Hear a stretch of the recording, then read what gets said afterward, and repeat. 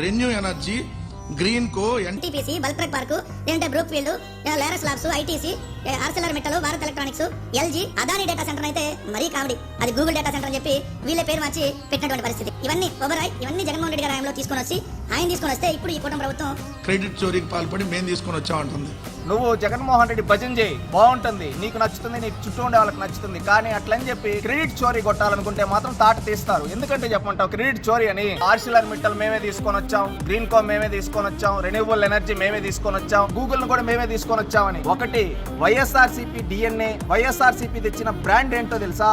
Boom boom, అదేదో gold medal, president medal, ఇవి మీరు తెచ్చిన బ్రాండ్లు. చంద్రబాబు నాయుడు గారి బ్రాండ్ తో రాష్ట్రానికి వచ్చింది ఏంటో తెలుసా? Google, TCS, Cognizant, Arcelor Mittal, Greenko, renewable energy ఇలాంటి కంపెనీలు వచ్చాయి. ఇకనైనా అబద్ధాలు చెప్పొద్దు. ఎందుకంటే నువ్వు ప్రతిరోజు వచ్చేసి మీటింగ్ లో కూర్చునేసి ఈ కంపెనీలన్నీ నేనే తీసుకొని వచ్చా, చంద్రబాబు నాయుడు గారు, లోకేష్ గారు కష్టపడి తీసుకొని వచ్చిన కంపెనీలు మేమే తీసుకొని వచ్చామని చెప్తే జనాలు దేంతో కొడతారంటే దాంతో కొడతారండి వెంకటరెడ్డి గారు.